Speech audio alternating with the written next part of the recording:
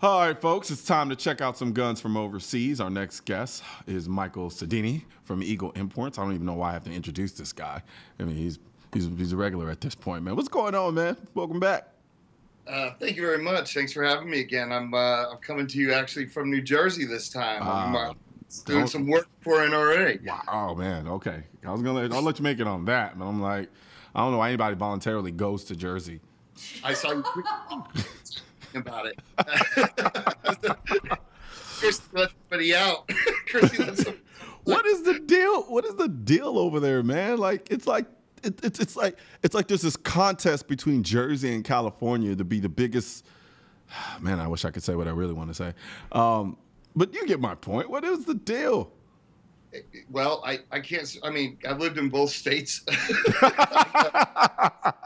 California's done a good job of just getting it so you can't get the guns, right? With the list.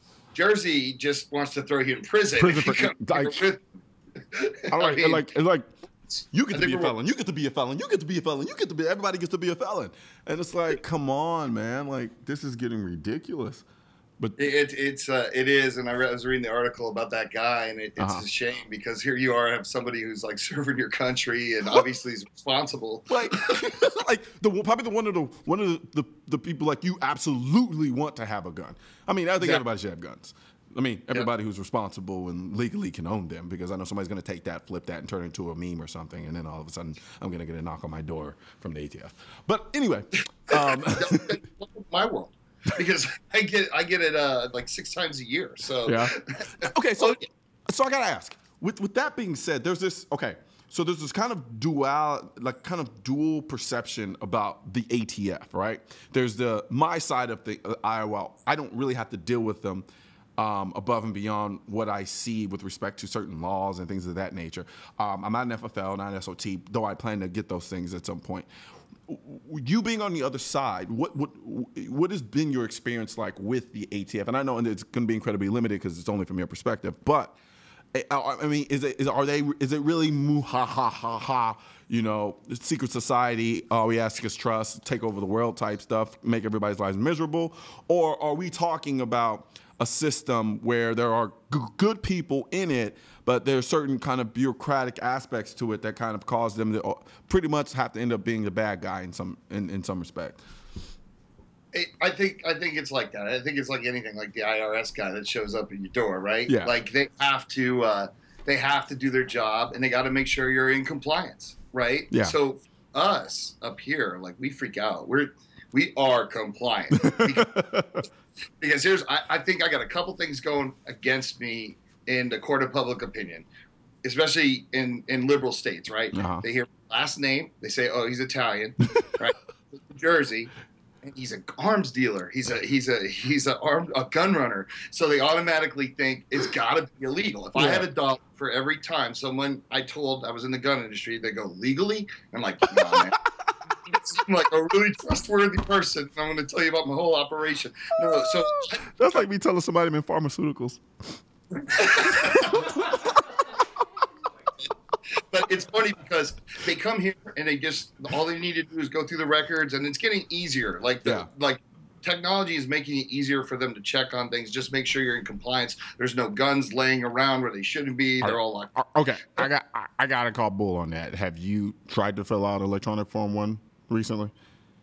Oh, yeah, okay. I understand about that. I'm talking about like the traces that. Gotcha. They have to do. Okay. All right. Yeah, no, it's hell, and I think it was designed by somebody who's still stuck in 1992. Yeah, and it's crazy is if you go past a certain date, then everything's all was filed by paper. You know, so you had copies. So, you know, when I was young and I was working in this office, when I was working in this office, like helping out my family, when the ATF called, my first job was to stop whatever I'm doing and just help them. Help them find whatever they need, whatever. And I swear, they would wait for me on a Friday night, like right at the end of closing, to send me like 15 tracers or stuff by, and I'd have to help them. And I'm like, man, I'm just a kid. I want to go out. But no, I mean, generally they're in here good guys. They intimidate you, though. They don't say much, and they're kind of like, oh. But when you're compliant, you know it. You know what I mean? Yeah. Like, I find it hard to believe that people in the gun industry that have, legitimate businesses would do anything to risk it. So gotcha, yeah. You let them do your thing, you let them look, and when you're not lying, you're not scared. But it is kind of annoying. Yeah. I think they come after. Like I said, I'm not sure, but I've talked to some other people in the industry, and I think I get visited a little bit more. But that's fine. Go ahead, come. You know what I mean? My compliance is perfect. So I don't know, man, because I mean, I just emptied my bank account to the IRS yesterday, and I still don't want to get audited. Hey, listen, I tell you what, I think I'm the only person in the world that pays a massive amount of taxes. So I'm glad you said that, because I pay taxes. Oh man, I don't want to talk about it, man. My mood's just gonna go. Yeah, I feel like I paid, so now they know they have a guy who pays. So they're like, hey, no, there's some more that you owe. So I don't know. It's never a win for me. But I think I got an idea for a show for you. I was going through your Twitter, because and I think you should have a show where you or a section of your show where you go after people on Twitter who say dumb stuff. That would be a perfect segment. Dude, I try. I really try, right? And it's kind of unfair sometimes because, I get so many great comments, right? I get so much support. And at the same time, the ones that stick out like a sore thumb are they're imbeciles. And it's like, why are you doing this? Why be this way? Like, don't do that. Don't be like that. And then, you have to kind of smack people around on social media. And then it's like one or two things will happen, right? They'll dig in. And then they'll go back and forth, embarrassing themselves further as the conversation goes on, because then now everybody's watching this conversation take place. And then usually 15 minutes later, I'll realize all of the tweets are deleted.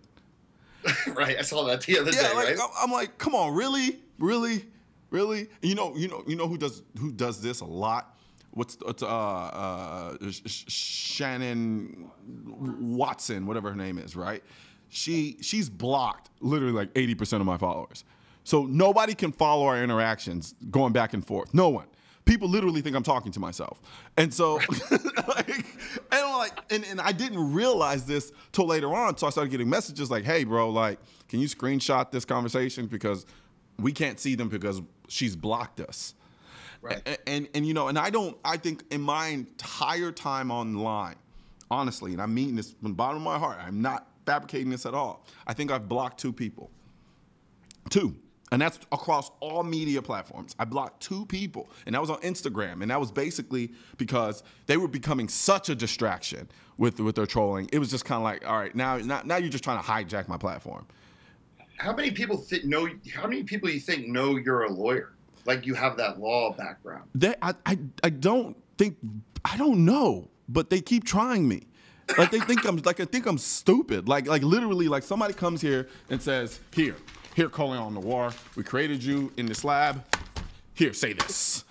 Right, exactly. I'm like, but think about what a nightmare to get into a kind of like a verbal sparring with a lawyer.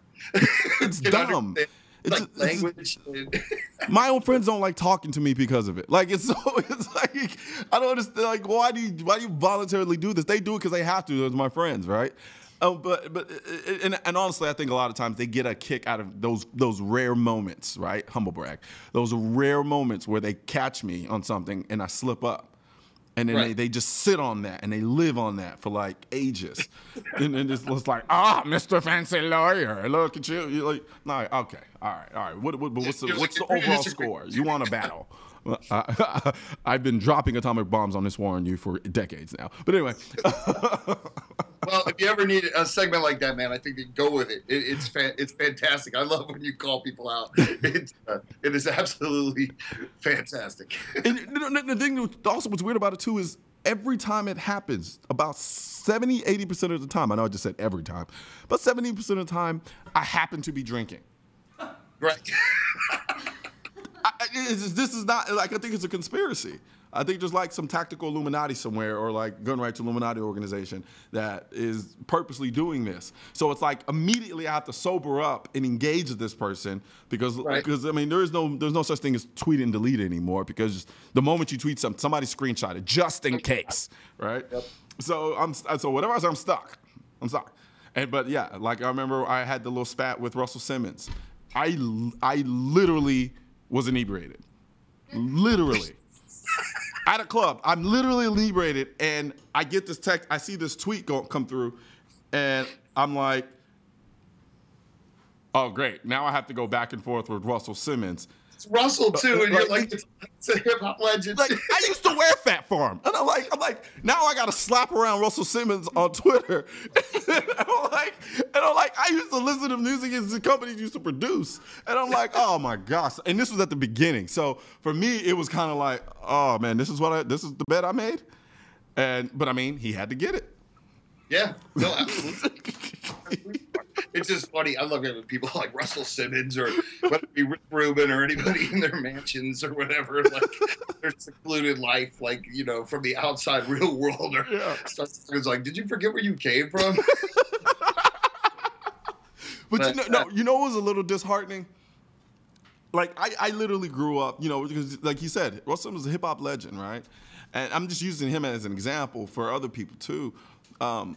When you realize, like, when I got the tweet initially, I sat up at attention. I'm like, all right, I got to be on my A game. And I'm like, wow, on this issue, you are legitimately a moron. Like, it's like you may know that business side of the hip-hop world, but when it comes to this issue, you know nothing. And I'm like, this is kind of unfair right now. Like I'm a bit of a bully at this point because you don't have the information. And then on top of that, the information squashes emotion all the time, or at least in my world. And so from that perspective, once he lost that ability, I mean, he had nothing. Literally had nothing. Literally had people who follow him and was like, look, Russell, I mess with you and all, but he's actually kind of making a lot of sense here. And when you're at the club though, how do you want to like look at somebody like, hey, look, it's Russell.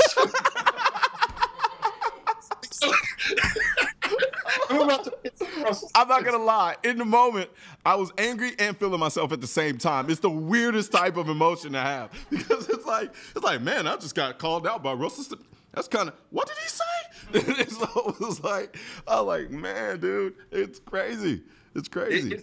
The internet in general is just forums, everything like that. Sometimes it's stuff like I found myself when I first started like a Bursa forum where Bursa owners could go and talk to each other. And I would go on there and I was like, oh, they're going to love me. And I was like, I have this thing where I was like, oh, I'm here, guys. Like, let's talk about anything. And then like somebody would be an idiot and just say something that was completely false or negative. And then I found myself doing the same thing with you. I'm like, oh, you can get it now.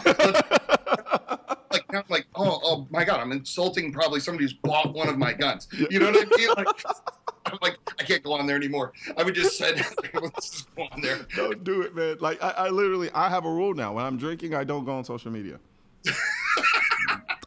I'm dead serious, man, because and I haven't even done anything crazy. I'm not somebody who flies off the handle when I'm drinking or anything like that. But it's just, you know, at that point, my responses are probably going to be a little more emotional than they are logical.